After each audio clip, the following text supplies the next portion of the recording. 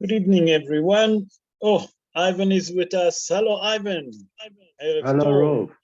Ivanovi. Oh, Who's the with evil us? There's more people with us. I see Hilton with us. I see Jeffrey with us. I see that Stephen Kabetsnik with us. Les Glassman with us. I see Lionel Pogo going to join. Baruch Hashem. Okay. I see that Brian and Glenda Share going to join us, please God. So we'll give another few more minutes. Hello, Mark with us, Mark Schenker with us. Who else with us? Hello, everyone. Dr. Les, where are you? I can't see you, Dr. Les. Shalom, Rav. How are you? Oh, Erev Tov, Dr. Is this Les. good? How are you? Give us the good news. Good, Rav. Okay, so there's a lot happening in Israel at the moment. They're thinking of doing a fast train from the north right down to Eilat, and then they think it's going to link to Saudi Arabia.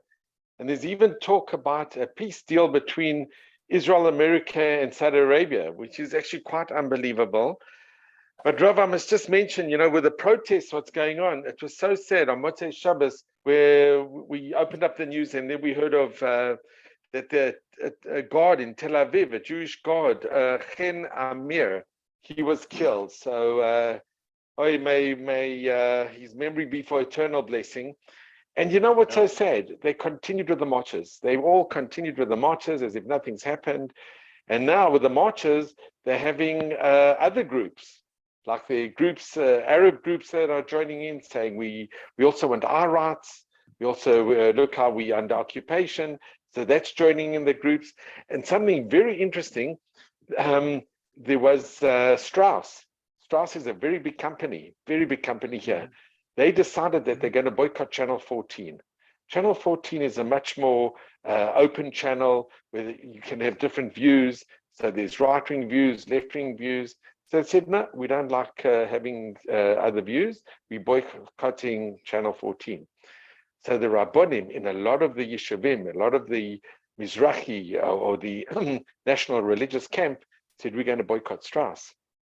So it's causing major, we had the incident with Angel Bakery, where the heads of Angel came to protest against Gedolei Hador in Bnei Brak, and then they boycotted Angel, and within a week, they saw all their profits just evaporating. They came crying to say, we're sorry, we didn't mean it. And then that boycott was subsided, but so now Strauss are realizing that this is going to cost them big time, big time. But I have to give you some amazing news, Rav, and I'm going to end up with this. The most amazing thing, and I think you can actually get it, I don't want to advertise, but in Kosher World, the Mishpacha, this week's Mishpacha has got an article on somebody who you will not believe. His name is Yitzhak van Schwalzer. Now, he is 97 years old. I don't know if any of you remember, he came to South Africa and his name was Helmut van Schwalzer. He was in the Waverley area, then he joined Waverley Shul, and Dayan Baruch Rappaport was very instrumental in his geirus of him and his wife. So he was from Austria, he was a Hitler Youth, and then he joined the Waffen SS. And he's 97 years old, he Magaied in South Africa, and then he moved to Edgware in London. So this is just a picture of him. I don't know if you can all see, but it's in this week's Mishpacha. I think it is the most incredible, unbelievable story. So they say, I don't know if you know Dr. Robert Otis. He was very close with him, and Dayan Baruch Rappaport. He was very instrumental in the geirus. So the headline of Mishpacha is, your people will be my people. Unbelievable. Nisim and Niflaot, really. Baruch Hashem, Baruch So Hashem, this is the cover of Mishpacha with a picture of him. And I really recommend anybody, to try to get it or to get a copy of it. It's something, the story is just unbelievable. And it happened in Joburg, in Waverley Shul. He was so they were, him and his wife, the killer embraced him, and they were very happy in South Africa. Their children went to England, and then they joined him, and they're now living a frum life in Edgware in London. No, it's a beautiful story. Okay. Thanks, Ralph. Thank you very much for the news. Always updating, beautiful update news. Rabotai, as we mentioned, first of all, I'm going to mute everyone. I want to mute all, so there's no noise. As I mentioned, and when I send the message, the subject of the show tonight going to be evil eye, because yesterday in the show, I mentioned from the Parsha we're learning about the evil eye. And it was questioned, and I decided, you know what, let me develop that idea. Because this concept of the evil eye, what is it? What is an evil eye? Bezrat Hashem will try to tackle it tonight. We try to look to explain what is evil eye. We try to bring sources from the Torah. Then I'm going to try to go even to the halachically point of view. We'll explain how many kind of evil eye there is. How does it work, Bezrat Hashem? Also, we try to explain that HaKadosh Baruch Hu will give us the right word, the right wisdom. Because for me in Hebrew to express it is much easier, but to express it in English and translate it for you to understand that, I'll hope that I'm going to do a good job. And then what can we do to avoid the evil eye? What can we do to avoid it? So Be'ezrat Hashem, we bring also Gemarot, we bring also different ideas. We're going to link to Rashi Bechtav, to Rashi Be'al Peh, and we put it all together Be'ezrat Hashem. So Be'ezrat Hashem, Na'aseh v'natzliach, Be'Hashem alenu berachamav yarviach. I would like to dedicate the shi'ur in the soul of Esther Kaden Bat Ketia, Mordechai ben Rahma, Harav Avram Haim ben Eliezer Yaakov, Tamar Bat Zehava Yaakov, Salomon ben Farhad, Dvorah Ruth Bat Beila, Shosha Blima Bat Mordechai Betzalel, Malka Regina Bat Joya, Keti Gurgia Bat Farha. Please God that the shi'ur will uplift their soul in heaven. Also, I would like to dedicate the shi'ur in health of Menashe Naji ben Farha, Liora Bat Miriam, Harav Moshe ben Bahia Batia, Harav Moshe ben Devora, Harav Shlomo Yehuda ben Dalia, Harav Avraham ben Marima, Dvorah Bat Esther, Orna Bluma Bat Miriam, Sheina Keila Bat Hana, Mordechai David ben Leah, Haim Nahum ben Pesa Reza, Ahuva Kaden Bat Tali Esther, Baruch ben Zion ben Leah, Tzvi ben Hava, Shmuel Mer ben Shosha, Liron ben Sarit ve'Ovadia, Moshe Avram ben Henariva, Haya Tzipora bat Rachel, Ayala Eden bat Rivka, Tova Liba bat Rachel, Nahum Ze'ev ben Sheina, Rivka Yoshua Haim ben Hayalea, Vehana Masha, Rivka bat Zelda. Please God, refuah shlema to them ולכל חולי ופצועי עמו בית ישראל. Ain hara, that's the subject. So we all hear about the concept of the evil eye. And I'm sure many of you, if not each one of you, ask, is that concept of evil eye exist? And Be'ezrat Hashem tonight, we'll try to answer that kind of concept. What is the evil eyes? And we're going to bring a different perspective from Hazal, how they look at it. But first, I would like to start with Torah Shebechtav. Torah Shebechtav is the 5 books of Moses. I'm going to bring 2 sources from Sefer Bereshit. There's many more, and I'll bring the last source that we spoke yesterday in the show in Parashat Ekev that we read on Shabbos. And then we start going to the Gemarot. Okay? And then we go to Rashi Be'al Peh. So the first source that we have for us regarding Ain hara, Rabotai, it's with Sarah Imenu. What's happened with Sarah Imenu? We know that Sarah and Avraham Avinu for many years couldn't have kids. There was barren. So Sarah decided to give her servant to Avraham Avinu, Hagar. Remember Hagar? And Avraham Avinu had a child that called Ishmael. Ishmael was the son of Abraham and Hagar. And Ishmael wasn't exactly, let's put it nicely, wasn't exactly the easy child to bring up in your house. And when Sarai Menu saw how Ishmael behaved, how he acted, Hazal said that it's somewhere inside her, it hurt her. And she kept quiet and she didn't do nothing. But then the mother that the servant maid, Hagar, started teaching Sarah, start treating her, not teaching her, start treating her with less respect. So the two together caused a bit of a concept of a conflict in the house of Sarai Menu and Avraham Avinu.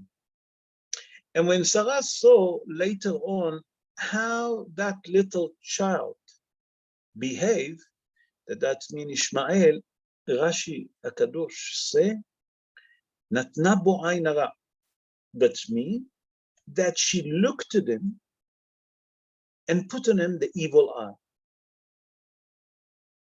That's the first source that we see that actually that the Mefarshim say that there is from the Torah the evil eye. The second source that we see that it happened in Sefer Bereshit in Parashat Miketz. What's happened in Parashat Miketz? In Parashat Miketz, Yaakov Avinu, when was the famine in the land of Eretz Israel, he sent his son, the same son, the 10 tribes.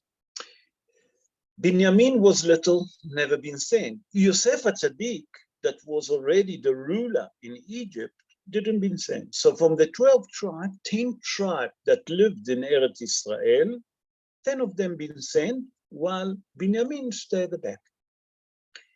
What did they go? They gone to the land of Egypt. That's where they gone.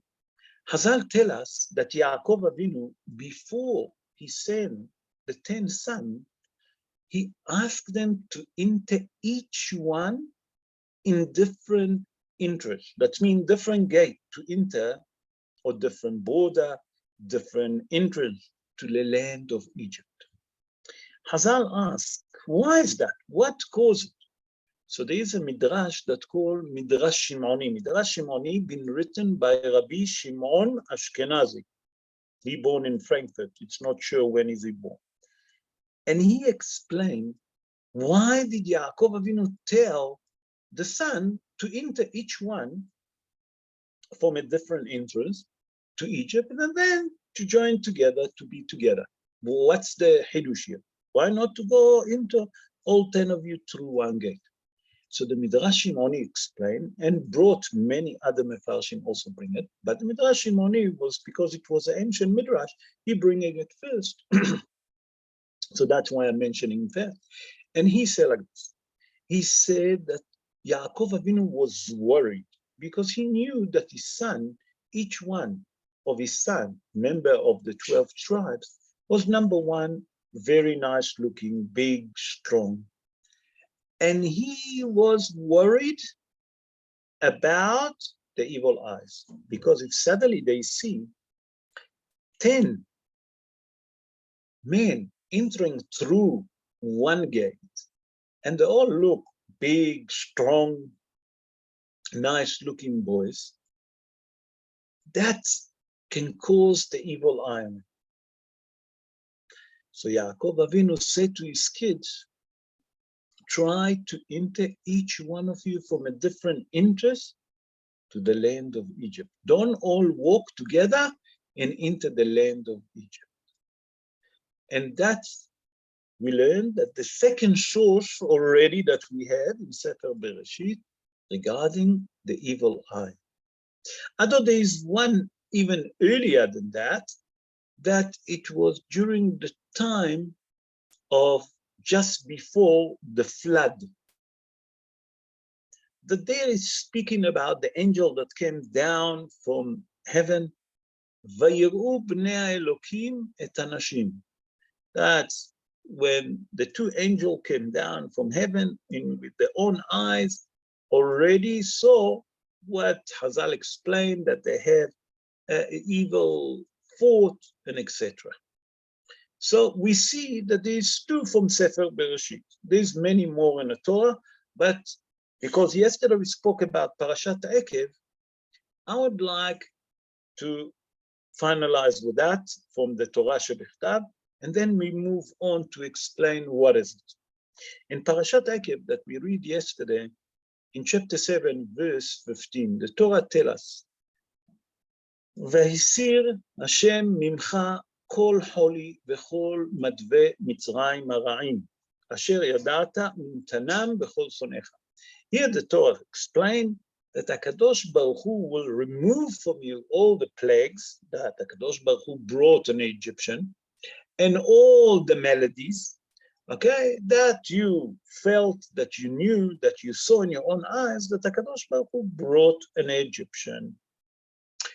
Chazal in the Gemara in Masechet Baba Metzia, in page 107, folio 2, right in the top, if you look at it, Chazal asks, what is Ve'esir Hashem Mimcha, and HaKadosh Baruch Hu should remove from you, referring to the children of Israel, every sickness and every malady. That means every plagues and every malady that HaKadosh Baruch Hu brought on the Egyptian.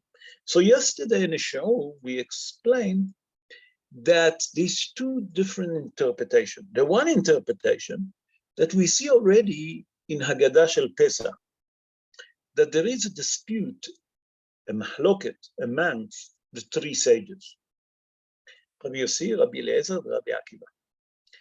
How many plagues HaKadosh Baruch Hu, as a matter of fact, brought on the Egyptian in Egypt? כמה מכות הביא הקדוש ברוך הוא על המצרים במצרים? One opinion say Rabbi Yossi say 50. Rabbi Eliezer say 200. Rabbi Akiva say 250. What's so special about it? What difference does it make? How many HaKadosh Baruch Hu plagues? As far that we concerned, we know 10 plagues. No, but in the Haggadah, the sages try to erase the number. What's so special about it? So we explain on Pshat of the Dvarim that HaKadosh Baruch Hu, the sages wanted to erase so many numbers of plagues, so many number of melodies, so number of sickness, that those will never come on the Jewish people. Because HaKadosh Baruch Hu brought it on the Egyptian, and he promised that those melodies he'll never bring on the Jewish people. So they want to erase all of those plagues as much more, so the Jewish people will never suffer. But Chazal in a Gemara in Masechet Pesachim, in Masechet Baba Metzia, say something extraordinary. Listen what Chazal say. Chazal say that one day, Rav, that was a sage, and another sage was walking together, and they passed the cemetery. Listen to that carefully. And they have a question, suddenly a question occurs to them. How many of those people that buried in a cemetery, what was the cause of the death? Rav, that was a sage, say 99% of the people that buried in that cemetery, I can assure you that they die from the evil eye. So yesterday in the show, I've been asked, how did Rav knew the source of the death? And Baruch Hashem, I wasn't sure about the answer, but I heard it. But yesterday, after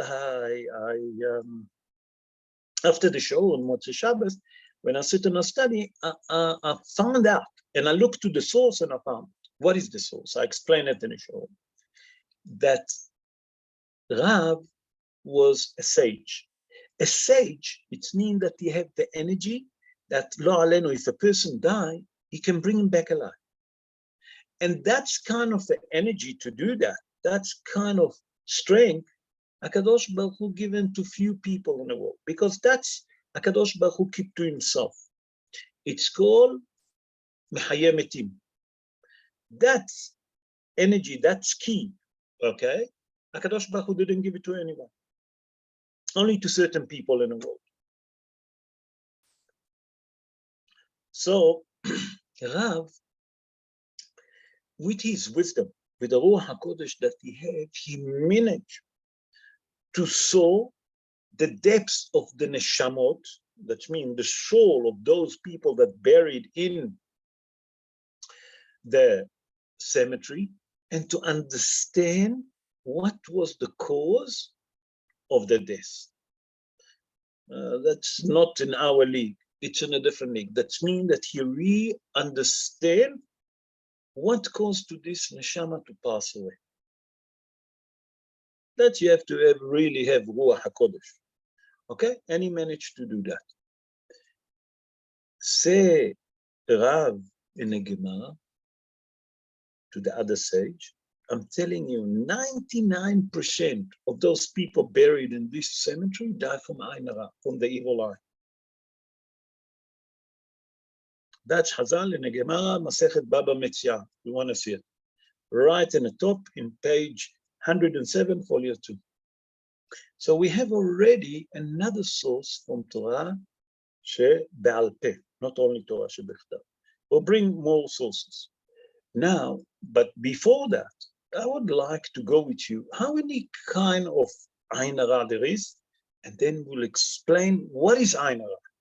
What is Ain Hara? So first of all, we have to understand that there is different kind of Ain Hara. There is Ain Hara that the person can do to himself. I will explain just now. Then there is Ain Hara that people that love other people, that they can cause Ain Hara. That means parents can do to their own kids. There is Ain Hara of enemies. There is Ain Hara of jealousy, that people jealous. There is Ain Hara that people get impressed.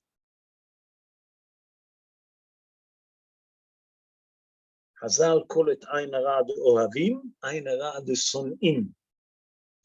Now let's explain. What is Ain Hara? Ain Hara, Chazal explained that the eye, when a person look at other people in the eye, they can see different idea. People can smile, but if you look at the eyes, you can see that there is no light for them. Why? Because they're upset. They maybe smile, but there's something inside doesn't work. If you look at a child when he's sick, Hazal explained, if you see that his eyes is bright, you know that the child doesn't feel well. Every mother can realize that, can yes to it. There's other kind that when people blinking in the eyes, when they're talking to you, that can cause that maybe they're lying.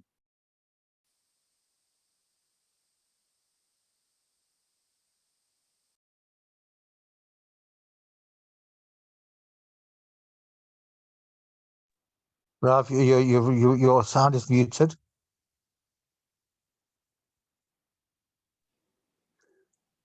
David, you're muted. They're happy. What did you say? That when a person happy, the eyes can reflect.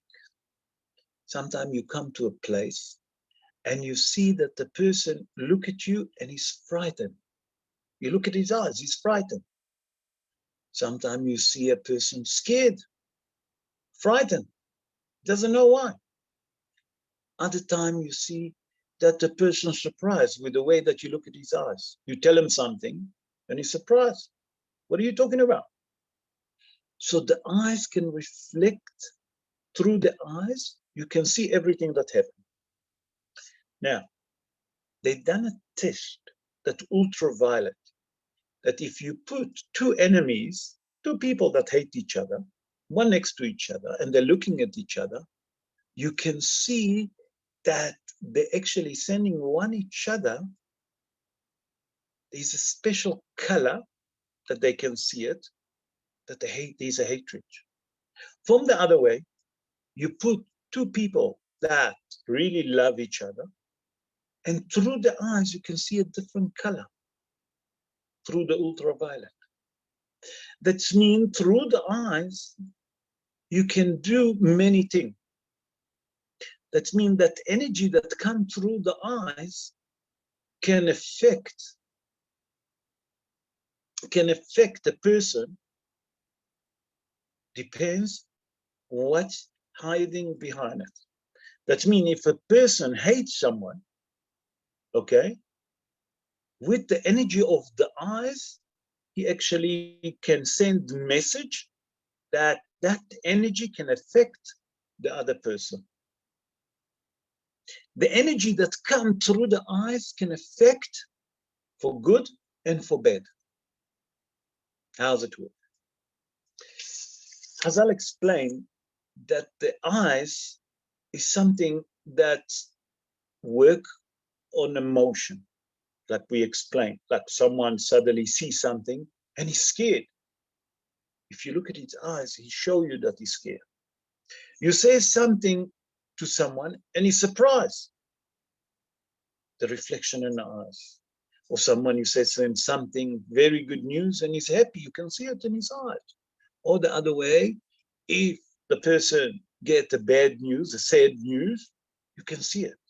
All of those in our term, in our language, it's called energy. That's energy. With that kind of energy that can affect other people. And we can affect basically everything that we look at. Depends how we look at it. In a positive energy or in a negative energy.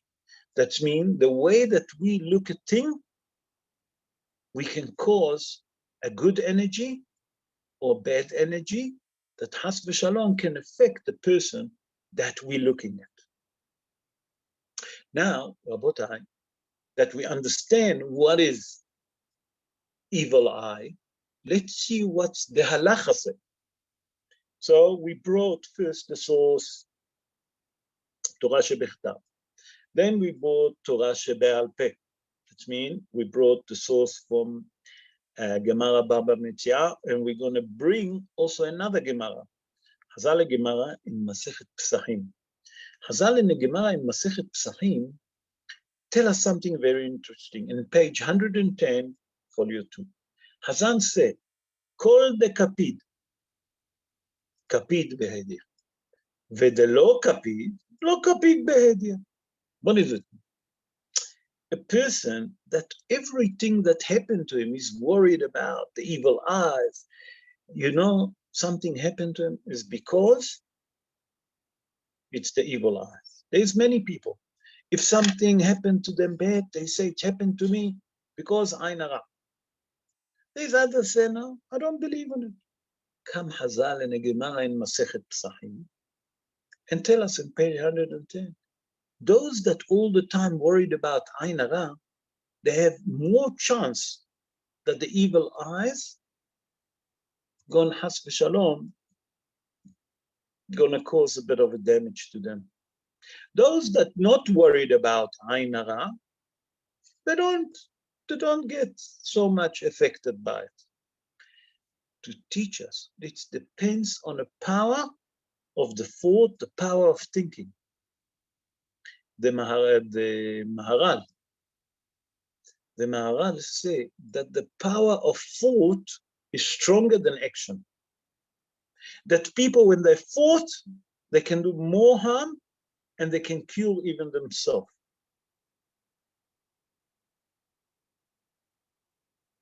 Until here, that's to explain to us the subject of Ain Hara. Later on, I'm sure that you'll have questions, but we're already half an hour into the show. I would like to move on. I would like to move on now to Halacha, and we see that the two greatest poskim, the Shulchan Aruch, Rabbi Yosef Karo born in the city of Toledo. Toledo is in Spain. And he born around 535 years ago, if I'm not mistaken. And he says something very interesting in Shulchan Aruch. Listen what he said. In Shulchan Aruch, Kuf Mem Aleph, that's mean 141, Sa'if Vav. Sa'if Vav is verse 6.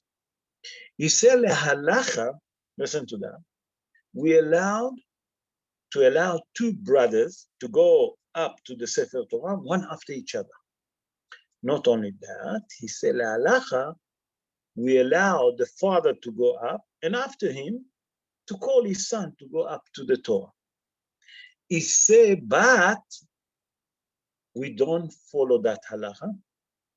A matter of fact, we don't do it. We're not allowed the brother to go, let's say, for the aliyah of Shlishi, if he's Israel, and the brother to go up after him to aliyah of Revi'i, the fourth aliyah. Why? Said the Shulchan Aruch, Mishum Ain Hara, because the evil eye. That's the Achronim. Rabbi Yosef Karo in the Shulchan Aruch. Come the Rama, Rabbi Moshe Israel. He born in a city of Krakow in Poland. He born around 493 years ago. He lived the same time, plus minus, of the Marana Bet Yosef. By the way, that they have a beautiful relationship one to each other. The Rama wrote a Sefer Torah and sent it to Rabbi Yosef Karo. They was in love one with each other. They loved each other, the two greatest sages.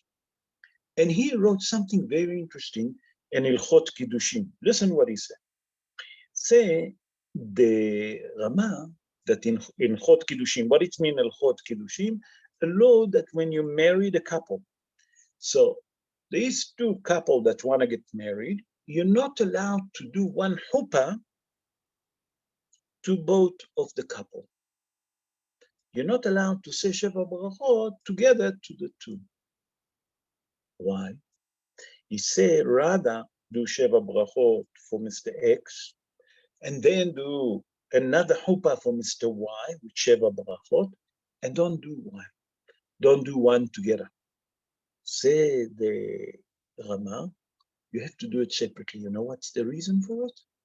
The evil eye.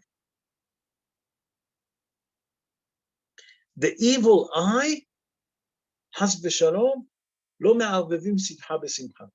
You can't mix one simcha with another simcha. Can cause an evil eye, can cause a bad energy. In a Mishnah in Masechet Avot that you all know, Hazal tell us something very interesting in chapter 2, Mishnah 11. Hazal say like this, Rabbi Yoshua Omer, Ain hara, Yetzer hara, v'sinat haberiyot motzi'im et ha'adam mida'ato.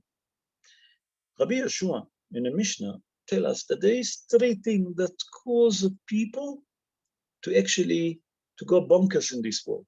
A matter of fact, to die earlier. What is it? The first thing that he said, Ain hara, the evil eye. Then he said, the evil inclination.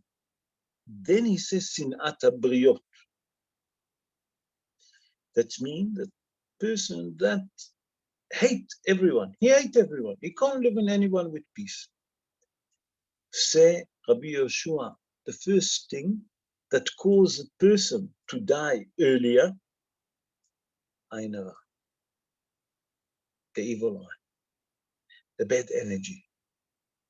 What is that bad energy? We have to understand. And how's it work?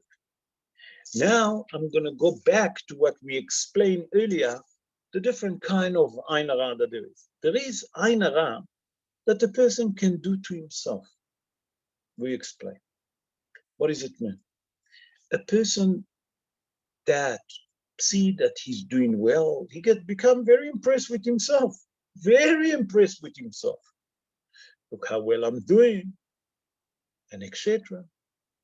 That energy that he think about himself can cause himself to be more open, has v'shalom, to disaster. Let's call it this way. That means he can be harmed easily, that the energy, the negative energy from so much impression that he impressed can affect him badly, can turn on him. Then there is Ain hara of Ohavim. What it means Ohavim? Ain hara, that people that love one each other. Like for parents that love their kids and they all the time praise them and they love them and they show how good their kids and etc. And they become very outstanding. That means that they stand out. They can cause their kids a negative energy, or that the parents speak all the time and praise their kids. Those that hear become jealous. The parents didn't mean to cause a bad energy to their kids, but because they praise their kids, because they say, look how good my kids, how clever my son, how clever my daughter, and etc., it can cause Ain Hara. There is Ain Hara, the evil eye of enemies, people that hate you. That we explain that there is the energy and you can see it through the ultraviolet. It's like a red line. It's not a nice color, or even a purple color. There is an Ain Hara of people that jealous. People that jealous. How come that Mr. X have more than me? How come Mr. X business doing better than me, and etc.? That's called Ain Hara. That means all the time he's jealous of other people, and that energy, that bad energy, can has v'shalom affect other people, his fellow friend. The last one is that I want to bring is the evil eye that people actually get impressed with certain people. What does it mean? People see Mr. X. Mr. X, all of his life, was an average man, nothing fancy. Suddenly, Mr. X done well, he had good deals, make a lot of money, and Mr. X decides to drive a very fancy car. Mr. X decided that to change his lifestyle. He done a big alteration, living in this big house, big mansion, and he draw other people, listen to that impression, and they impress how he's done well. It's not necessary that they targeting a negative energy on him. They just impress, how's he done it? Wow. That can cause evil eye. I would like to mention two stories, and then I would like also to bring certain remedies, how we can avoid Ain Hara. I'm going to bring two different ideas from the Gemara and Masechet Brachot that speak about it. And I'm going to bring, there is another idea that brought by the Gaon Hida. But first, I would like to mention two stories. But I listened to these two stories, that these two stories happened in Eretz Israel. The first story happened to a guy in Eretz Israel. That guy have made very well. He was very wealthy. He was an average man, sorry, but suddenly he done so well in his business and he made a lot of money. When he made a lot of money, he decided, you know what? I have a lot of money. Let me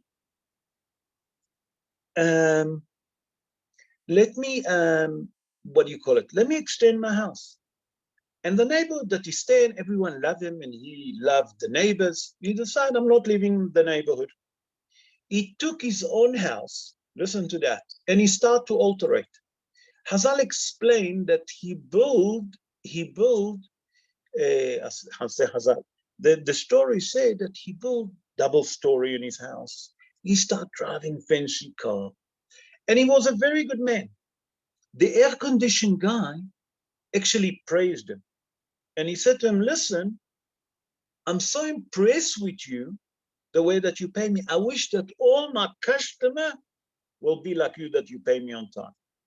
The guy that done the windows, the guy that done the tiling, everyone have a good words about him. That means that they praise him. They didn't say anything negative against him. they say that he died before he managed to enjoy his house. As they finished to build this house, he had a heart attack and died. That means he didn't merit even to enjoy the new house. Why? Because everyone with the energy that spoke about him good, was impressed with him, caused him the evil eye. There's another story in Eretz Israel, exactly the opposite. Listen to that. There's a multimillionaire in Israel in a standard of Bill Gates, if not less. And we're talking about Eretz Israel, it's in shekel, but you're talking about a guy that can drive better car than the president of America. And they ask him, listen, what's wrong with you? You're driving an average car. Why are you driving Toyota? Look where you live in the average suburb. Look at your kids, average car. You're a multimillionaire. How come? You know what was the answer? He said to him, I'm afraid. I'm afraid from the evil eye. I don't want to stand out. Two different stories, two different energies, two different methods. The one that was good, that pay everyone well, and everyone praise him. But because he built in an average suburb a beautiful house, drive a fancy car, caused himself an evil eye. The other one, that multimillionaire, was very humble. He said, no, I don't want to cause it. You know what? I'm really afraid. In that case, I want to stay modest. I want to stay under the radar. The one didn't manage to enjoy his own house. Why? Because everyone was impressed with him. Everyone praised him. The other person that keep under the radar until today is in Eretz Israel, quiet, very gentle. No one knows about him. What do we learn from here? The first message that we have to understand, that when it's come to the evil eye, people have to understand that the first thing that they have to do is to be modest, not to be out to stand out. That means you have the money, try to keep it, try to be very modest, not to show off. That's the first thing that you have to do. Hazal in a Gemara in Masechet Brachot tell us what to do. Now we're going to come to remedy. How can we tackle all of that? So Hazal in a Gemara in Masechet Brachot, Nun Hey Amud Bet, that means 55, folio 2. Now remember, 5. Many of you, don't know if many of you saw, that people that want to do something against evil eyes, they put a hand. Why dafka a hand? You know, they put a hand, and that's called a khamsa. Khamsa in Arabic, it's 5. What's the idea behind it? Hazal say, "Vayinu amadona Eloheinu alenu maaseh yadenu, konena alenu maaseh yadenu konena alenu." That the hand. Hazal say in the Gemara something very interesting. Hazal say, if a person worried, has v'shalom, that, let's say, hazan, he going to a city, or he going to a concert, or a rabbi that going to lecture, and he's worried that there is people might going to do Ain Hara. He take the 2 tongue, the left, the right, and the left. And he put one inside each other that they're not shown. And you have to say like this. You say, I am Mr. X, the son of X, and I am from the descendants of Yosef HaTzadik. Okay? What does it mean? He take the two thumb. Why dafka the thumb? Because the thumb is the finger that does look different to the other finger. And he put the two thumb together. He closed the right hand. He closed the left hand that they not can see. And he said, I'm from the descendants. I'm Mr. For example, Ani David ben Sion ben Esther Kadem. Mizera de Yosef HaTzadik shelo shalta bo ayin hara. Ben Porat Yosef ben Alein. Hazal said that when you do that, that bad energy cannot affect you. Why? Hazal say if you look at the thumb, it's different to the other four fingers. When you hide it, they don't see it. They don't see that thumb. That means that you're already putting down that evil energy and you distance it from it. And then you say your name and you mention that you from the descendants of Yosef HaTzadik, that the evil eyes couldn't control him, couldn't affect him. Ben Porat Yosef ben Alein. That means that you're above that energy. And that's the remedy how to overcome. That means if people have a suspicion that wherever they are, Rabotai, I'm showing again, he took his hand, he put it like this, and he turned the right hand and the left hand, and he said, Ani, David ben Sion ben Esther Kadem, okay? מזרעו של יוסף הצדיק, שלא שלטה בו עין הרע. That means I'm from the descendants of Yosef HaTzadik, that the evil inclination didn't affect him, and it wouldn't affect you. That's the remedy that Hazal, Rabotai Negemara Masechet Brachot, page 55, 5, easy to remember, folio 2. And he said, Vayhi Noam. Vayhi Noam Adonai Eloheinu alenu ma'aseh yadenu, konena alenu, u'ma'aseh yadenu konena alenu. That energy, you can cancel it. One idea. Come the Gaon Hida. Gaon Hida, Rabbi Chaim Yosef David Azulai, he born in Jerusalem 299 years ago. And he said, I'll give you another thing. There is a flower that called Roda, or it's called also Rota. If someone wants that kind of a flower, I can organize it. I know my friend have it in his garden.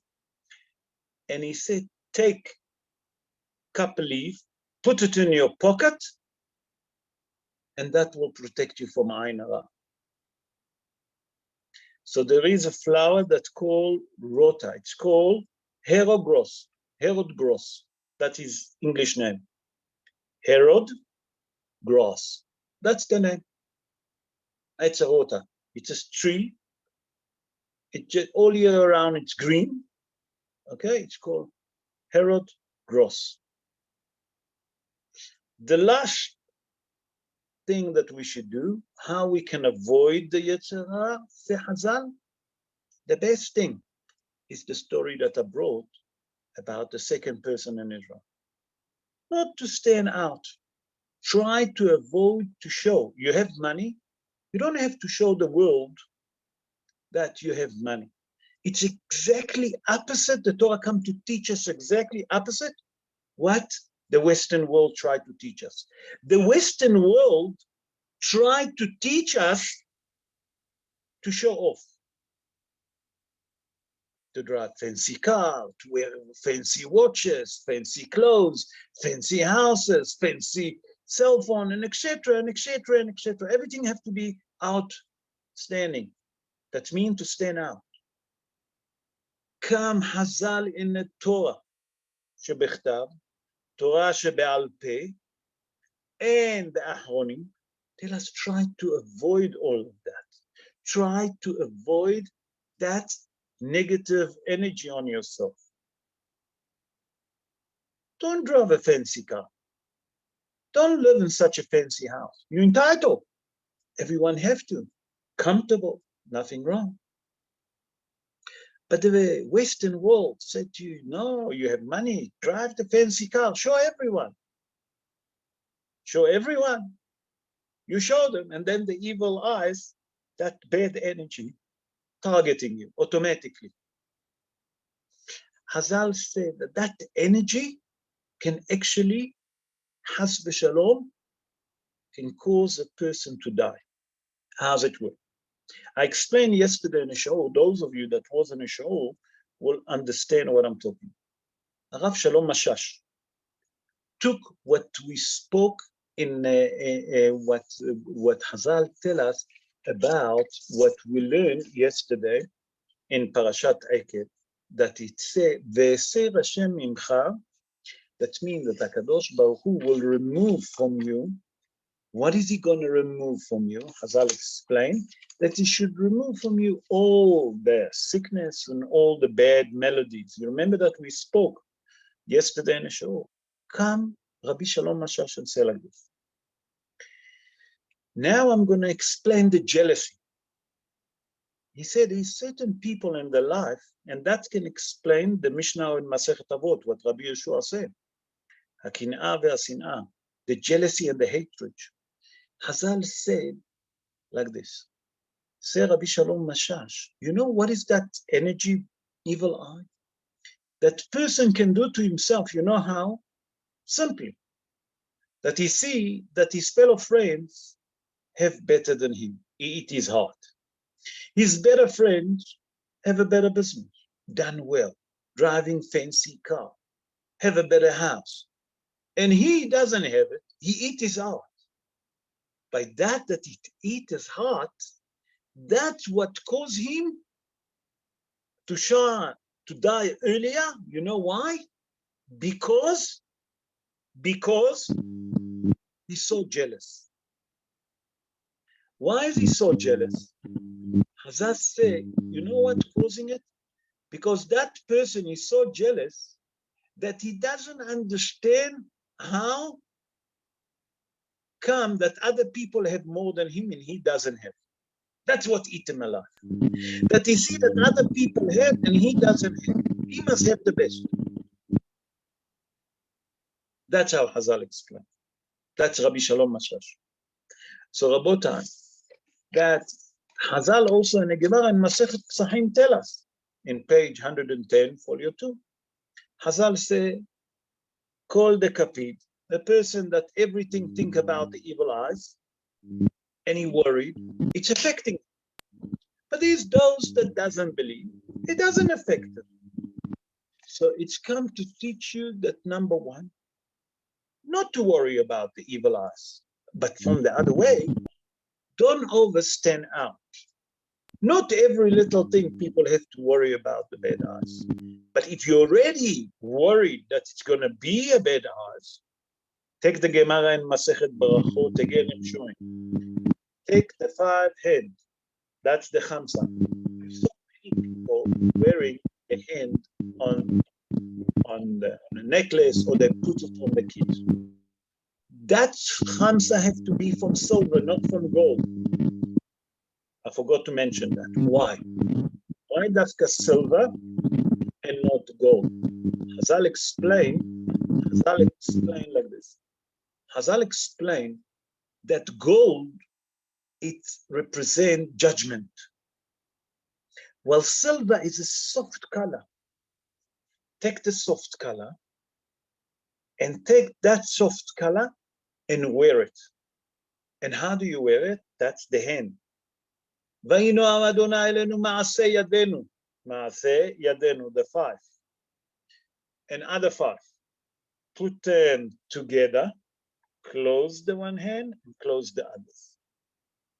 Like this, and they can't see. When you can't show the thumb, no one see that evil eyes. And then you release that bad energy. You follow? That's the secret.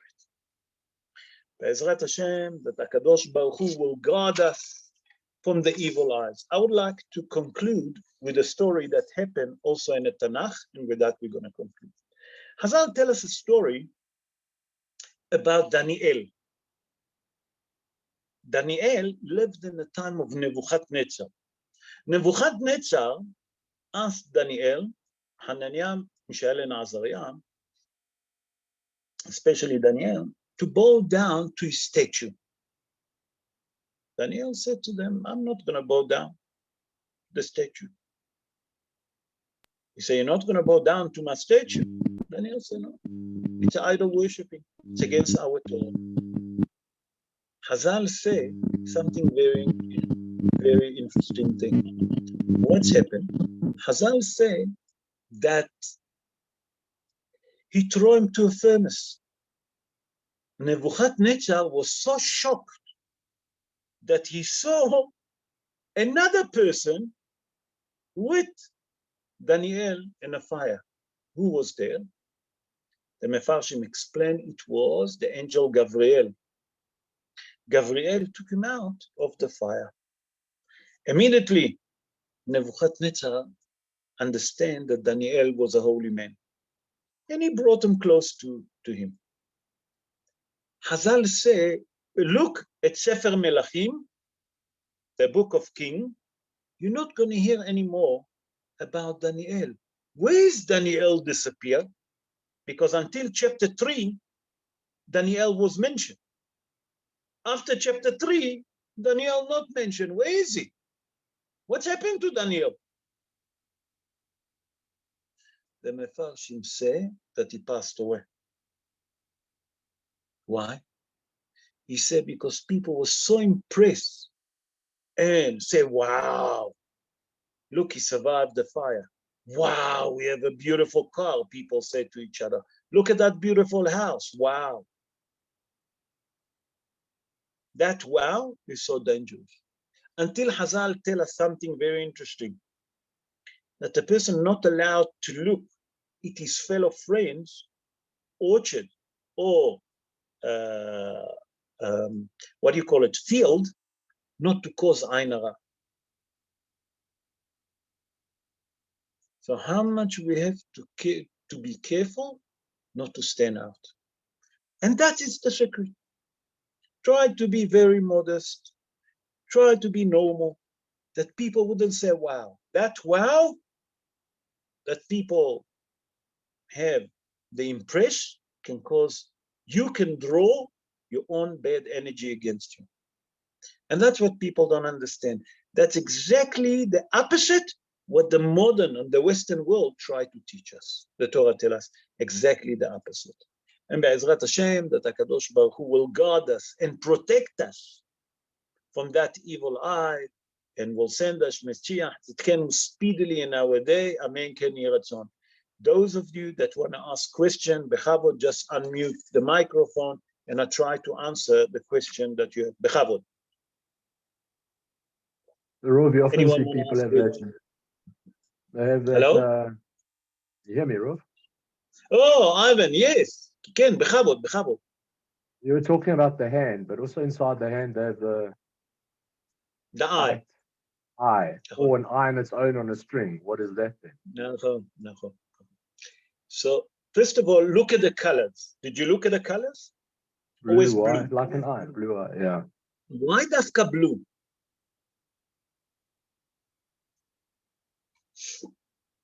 Why dafka blue? Shamayim. That's the color of the heaven. Nachon? Shamayim. Yeah. The color of the light blue, any blue color. Let me put it this way, Ivan. You want a remedy not to have evil eye on vehicle, on thing? Buy a blue car. the Mekubalim say. Why? Because that blue, color blue, reflect the heaven. The heaven reflect on the water. If you look at the sea, what color you see? The heaven, the blue. Nachon? I don't know if you agree with me. Why dafka blue? Because it's reflect. The Mekubalim say that if you once put something blue, there's less chance to get affected by the evil eyes, by that negative energy. So you see those people, what they do, they make a round blue with white, the color of the sky. In the middle, they put the eye. Yeah. Now, how did they do it? They do it on a Khamsa. So I'll tell you a story. Rabbi Tenza called me 25 years ago to his office. And he said to me, they're planning to give a kiring with a hand. I don't know if you remember it. It was from Yeshiva College on Discovery. You remember that? They give a kiring with a hand. I still have one. And he called me and he said to me, I need to speak to you. He called me to his office. And he said, listen, we're planning to launch that kiring, to give it as a present. Is that Avodah Zarah or not? Spoke to a colleague of mine, and he said to me, listen, the Ben Ish Hai said in his book that when Paro, when Yaakov and Esav met, Esav asked Yaakov, who's all of those? Who's all of this camp that you brought with you? What did Yaakov answer Esav? Hayladim. Hey, Hayladim, 5. Hey, Begematria is 5. Hayladim, they're kids that the Almighty given me. The Khamsa, the hand. Umaaseh yadenu, konena alenu. Khamsa, Khamsa, Khamsa. You understand? 5, 5, 5. So I told them, here's the source that the Mekubalim say that that's not Avodah Zarah. And then they launch it. Sure. Not many people know it. Where does it come? Again, I explained the Ben Ish Hai, Rabbi Yosef Haim. Rabbi Yosef Haim, born in the city of Baghdad in Iraq, 189 years ago. And he explained the Mekubalim, when it's come to Ain Hara, they're very worried because they know the energy of jealousy can cause a lot of problem. So he wrote that you should have a silver Khamsa, or another thing say, a lettuce hay that is 5 from silver, not from gold. Many people do it with gold, and they don't understand that then they're drawing the evil. They're drawing the bad energy. It have to be from silver. Why? Because the silver is a soft color that represents soft and not judgment, while gold represents judgment. Where do we hear that? Where do we learn that? From the golden calf. You remember the golden calf? Dafka gold. Yeah. Tell you exactly the opposite. Do exactly the opposite. That's mean. Now focus with me for 1 second. It's exactly the opposite what the Western world tell us to do. The Western world tell us to stand out. Our Torah tell us to be modest. Now take all of those famous actors in the world. Many of them collapse. They fell into drugs, you know, all different story. We know. Look at people that win the lotto. How many of them have a good life? They all lost everything that they had. Why? Because they draw the evil energy to them. That was outstanding. Wow, he won it. Did you see? He won the lotto. Didn't take a long time. He lost all of his money. He lost all of his family. Why? People say, you know, it's gone to his head. That's the simple, the pshat of that brain. But what caused it? He drew the evil energy to him. Tell you exactly the opposite. Don't stand out our Torah. And the same, like Chazal explained, again, with Masechet Brachot 55, folio 2, Maaseh Yadenu konena alenu, u'maaseh Yadenu konena alenu. Chamsa, chamsa, 2 together, and you hide the tam. Why? Because those stand together. The tam, look at that, the tam is different. Stand out. No. Come Chazal and the Gemara and tell us, hide it. Hide that stand out. Beseder? Okay? Yeah. Then you said Any just other now as question? well, yeah, on a personal level, you said if we say, wow, nice car, wow, your business is doing good. But at the same time, we said yesterday, you've got to be happy for your friend, your associate, for their success. So what's the difference? Be happy, but why you have to say, wow? You don't have to say, wow. Be happy for him. Where does it say that you have to be, wow? אתה מבין? Be happy in Because yourself. you're drawing the attention to him. You're drawing the evil, let me put it like this. You're drawing, when you say, wow, you're drawing to him the negative energy in our terms. Hazal call it Ina Bisha. In Aramaic, it's called Ina Bisha. Ina Ra'a. Negative energy. That means when you see your friend driving a fancy car, what you should do, instead of saying, wow, well done, tell him it's not a fancy car. You won't be your friend. Yeah. It almost happened to me. That I tried to help my friend and I kicked his car and he was thinking that I'm against him. He didn't understand. But I couldn't explain to him that it wasn't against the evil, that it was against the evil eye. Because if I would say to him, wow, what a car, he will have evil eyes on his car. He drove a fancy car. But I couldn't explain to him because it was another guy next to me. And he was thinking that I hate him, that I'm jealous of him. But I couldn't explain to him, I couldn't. But by that I kicked his tire, or I think that I kicked his tire or I kicked his car, I don't remember even, I really don't remember. I tried to take the evil eyes of him. And he took it exactly the opposite, like you said.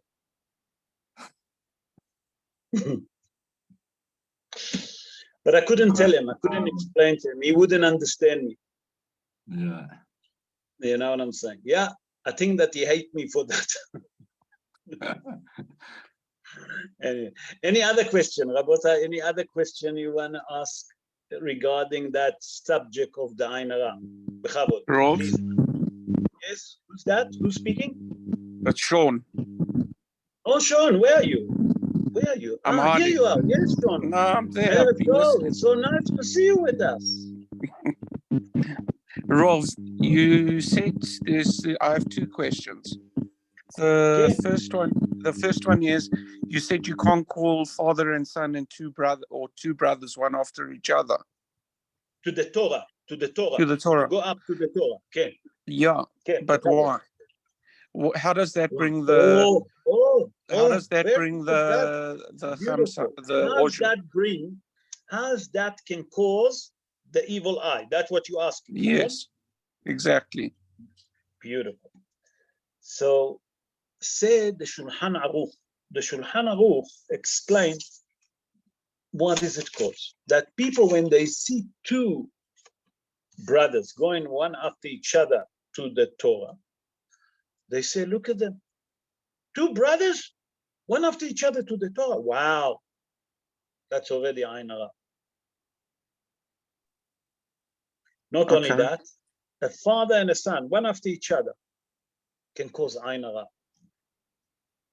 Okay, I The understand. same thing. Why? Because Mhm. people say, look at them, they're going one after each other to the Torah. That can cause. And the same, the Rama say in Ilchot Kiddushim about the Huppah. Okay, I understand. Thanks, Rolf. My second question is, Good. us Sephardics, Yeah, the Sfaradim have a lot of. you knew exactly where I was going. Okay, Bechavot, okay, ask the question.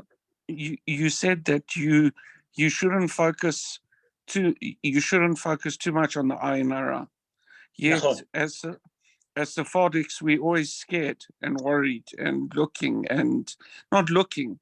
So that's my question: is why do we take it so more seriously than the Ashkenazim? They sit in Ashkenazim not less than us that worried about I it. know, but I'm putting you on the spot because I want to understand. Okay. So you have to understand that the Sfaradim, they more closer to that spiritual part. Okay? They're more into not the Ashkenazim, no, the Ashkenazim, a lot of them great Kabbalistic. But those that know, they keep a low profile. And I don't know if you remember what I told you 2 months ago. Not many people. Remember when we spoke? Yes, Now you understand why? absolutely, That's it. completely. Thank you, Rolf. Pleasure. Pleasure. Any other question? Bechavod, Rabotai. Who wanna ask? Rabbi. Frank, how are you, Yes. Rabbi? Who's that? Frank. Oh, Erev Frank. Tov, Frank. How are you? Bechavod, Ken, Bechavod. Ken, Frank. All right. What I want to tell you, there is a science where people look into your eyes, they're special people. When they look into the eyes, they can see what sickness you've got. So that's one like science, that when they look into your eyes, so they can tell you what That's you know. exactly what I Yeah. The other question is, if you've got thought, now you can have a will to say it will not affect me, and that thought is very strong. That power is very strong. So if you believe that it might affect you, or you anxious Then about it will affect you. Then it will affect you. But if you say to yourself, it's not going to affect me, there is a good chance that it's not going to affect you. Exactly. Those are my questions. Yeah. That's exactly. Depends how strong is your thought Yeah. that you can say, no, I don't believe on it. And it doesn't happen. Yeah. I'll tell you another secret. I'll tell you what the Mekubalim said. If you go in to occasion, there's occasion.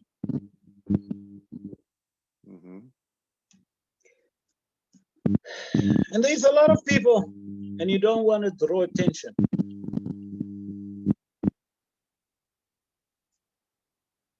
You should put in your pockets salt and garlic. Salt and garlic. It's also against evil eye. I usually never give those secrets, but you're speaking about it. The Mekubalim explain that the power of the garlic and the salt, that's why we have it on the table, and hyssop can remove that bad energy. Is it a powdered garlic or the actual garlic itself? One teeth of garlic. One teeth of garlic. Live garlic. Teeth garlic. Put it in your pocket. A little bit of salt. So 2 quick things, Rolf. Sorry? 2 quick things. Looking in the eye, it's called iridology. They look at your iris and you can see different color, different shape of the black in the color, and that can tell you what's wrong with you. So in some ways it's similar.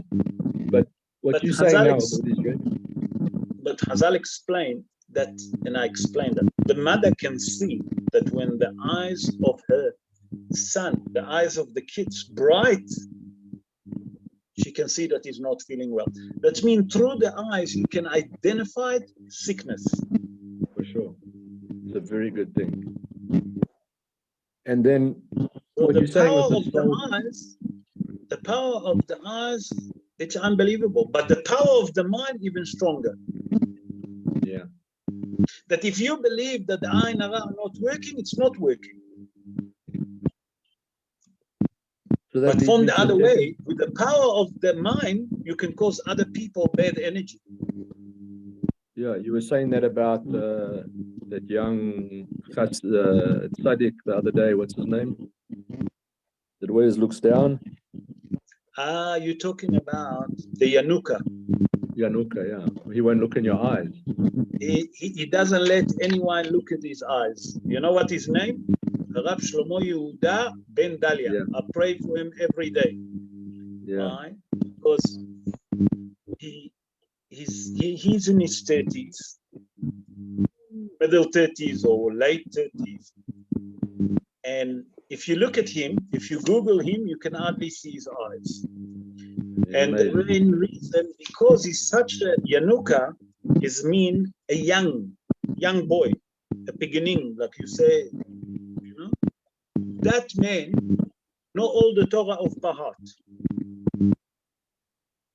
And because he doesn't want people to say, wow, he tried to stop the energy. You understand? Then one more thing. Mm. Is Judaism a superstitious religion? Because we're talking about putting salt here and a leaf here and a this there and this and that. We have the Khamsa. So we are a superstitious nation. It's not superstitious. It's this thing that happened in the world. We saying number 13 is a good number. Yeah. The rest of the world say 13 is a bad number. We didn't say that. We said that there is bad energy in the world. There is witchcrafting in the world. Until today, there is witchcrafting. Sure. And Hazal explain how it works. But those deal with witchcrafting, take hair, take nails, you know, whisper to the stone, put them together. And there's many other different. So it's not matter of superstition, there is bad energy. There is sometimes you walk to a place and you feel bad energy. And sometimes you walk to a place and you feel, you know what I'm saying?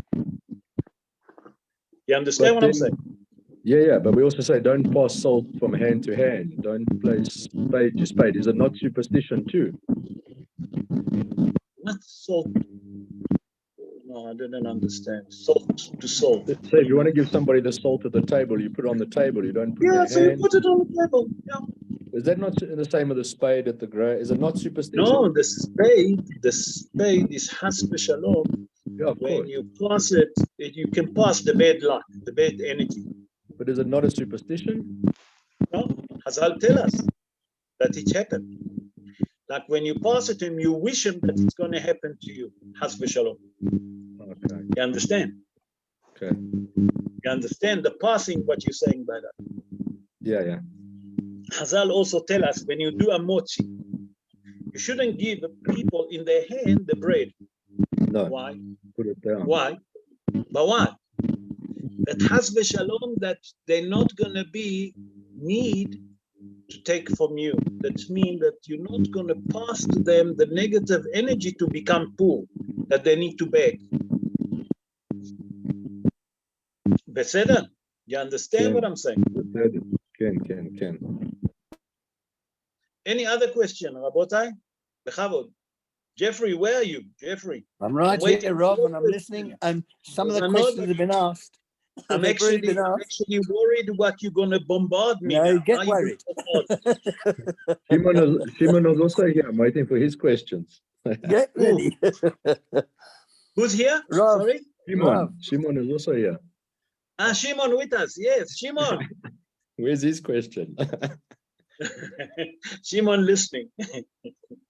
כן, בכבוד, ג'פרי בכבוד.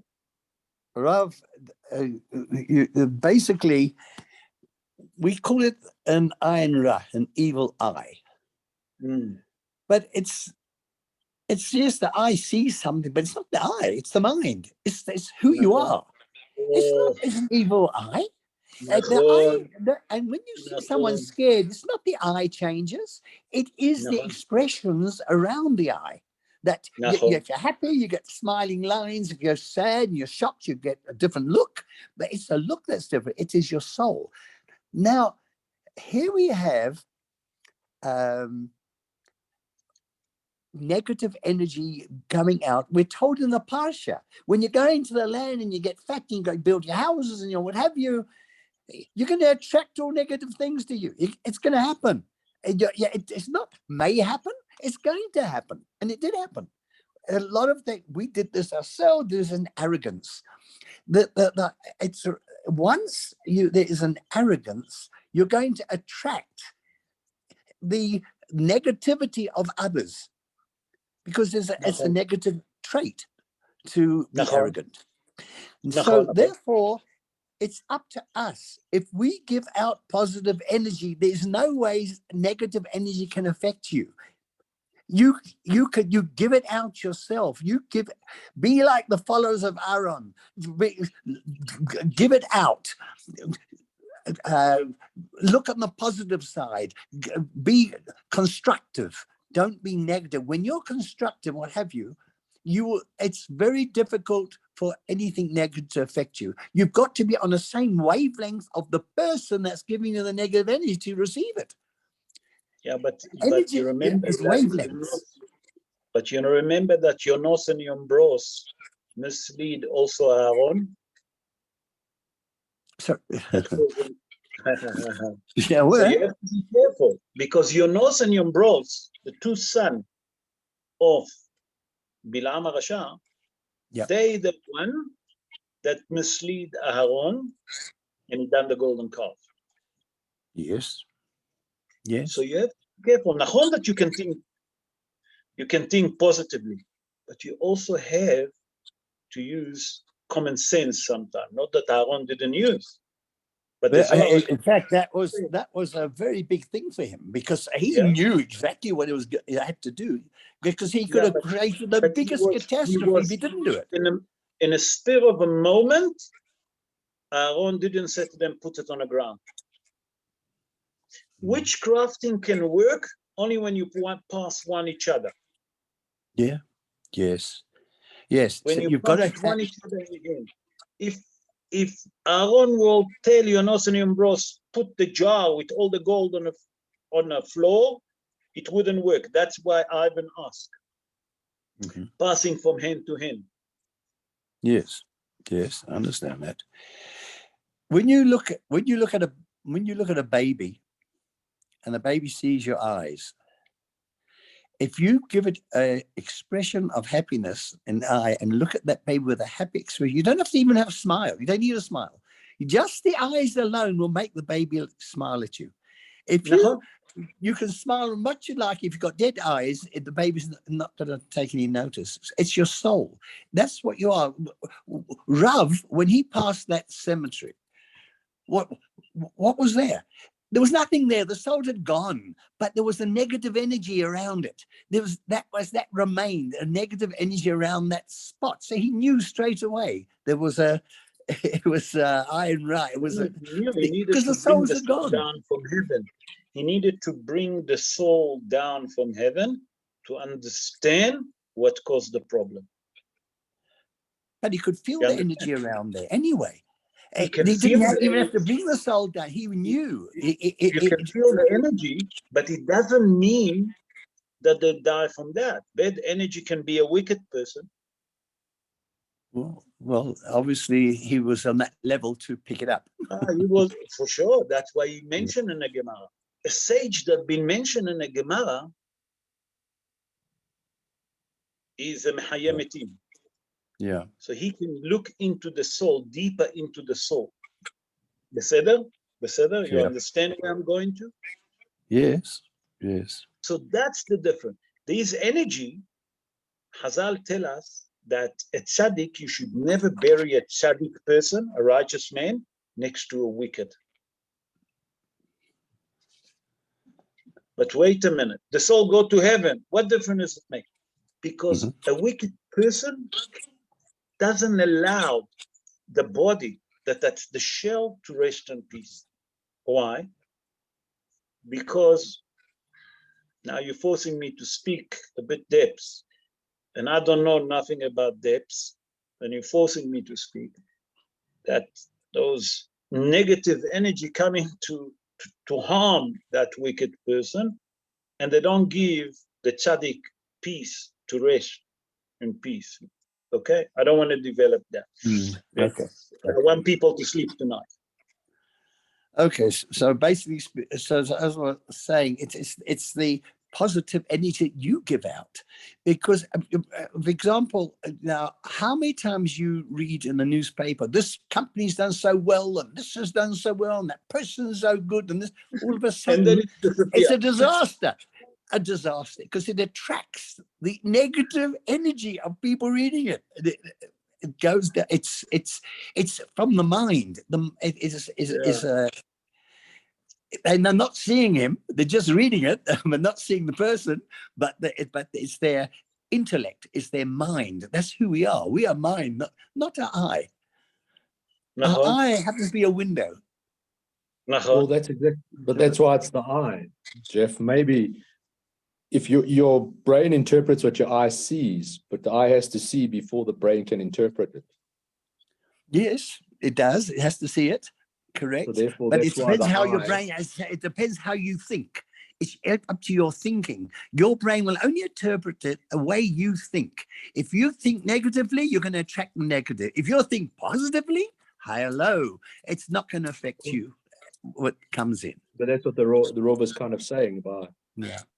Having the mind and the eye together. So the evil eye is what is like the, what's the word? The tangible part of it, I guess.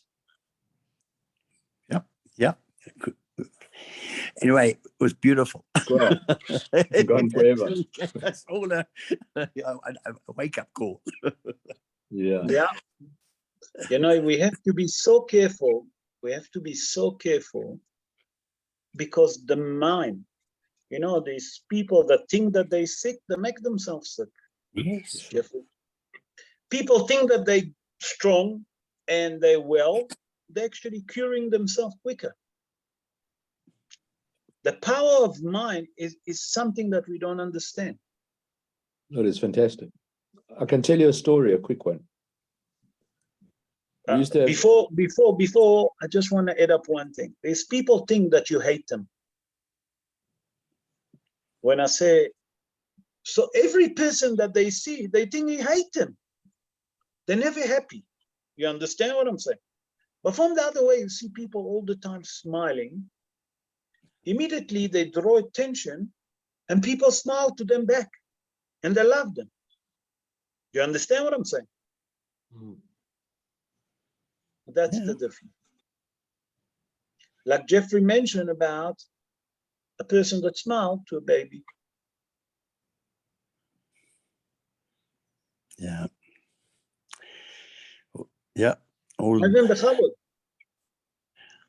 We're very complicated people.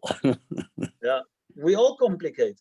We're all complicated, all of us. Yes, we're conditioned by our environment. When we used to run and train, what did you want to say? When we used to run and train, we used to use a technique called visualization and mind screening, if you like. So before a race, you used to say to the athlete, or in training, not before the race, lie down and do exactly how you want to run that race. Close your eyes and see it on the back of your eyelids and run the race in the time that you want to run that race. And when they were finished, their heart rate, their sweating, everything they'd done was exactly as if they'd physically run the race, but they'd never moved it. All they'd done was seen it in their eyelids and run it in their mind. There was no physical activity at all. And the body reacted exactly as if they'd run that race. And it's been proved time and time again how much that helps people get through trauma, run better races, perform better. And what you're saying as well, we used to have hurdlers where, say, the left hand wasn't working correctly or the leg was dragging or something. And most coaches were going to say, your left hand, fix it, lift it up, lift your legs. And as soon as you turn it and say, your right hand's perfect, just do that. Keep going. Your right's fine. Run with your right leg. Lift this. The left hand would follow. And all the negative and the imperfections would just change and become the same as the correct side. Exactly. So you have to have the eye in the mind. Otherwise, it doesn't work. They call it the mind's eye. Exactly. Super, guys. Thanks, Rob. You've really opened up the whole scenario for all of us. Thank you, Rob. Guys, I eyes. hope that you enjoyed the show. I hope that you enjoyed the show. Sorry, Amazing. Dr. Les? Thank you. It was incredible, Rob. Incredible. Yeah. Sure. Thank you. Thank you, Can I guys. just say Good to see you, Les. one quick thing? Sure. Sure. Just what you were saying. It's, because I met somebody, David Goodman in Haifa. He was a survivor and he was very close to Viktor Frankl, very close. And the whole logotherapy, the whole thing is that to find meaning. If you find meaning in what you're going through, you can survive. And that's what they did. And what I found, Rav, and maybe you can do a share on it. It's amazing that so many survivors, Baruch Hashem, have lived till and still are living till very long ages, and they're well. And look, they had nothing to eat, they starved, and yet some of them, they did not only did they live long lives, and they are living long lives, but they became very successful in business, in reestablishing families. It's incredible. Against all odds. It's just that's need a lot of research. amazing. A lot of research, and I need you, actually. I need you. We'll sit together maybe one day to do something.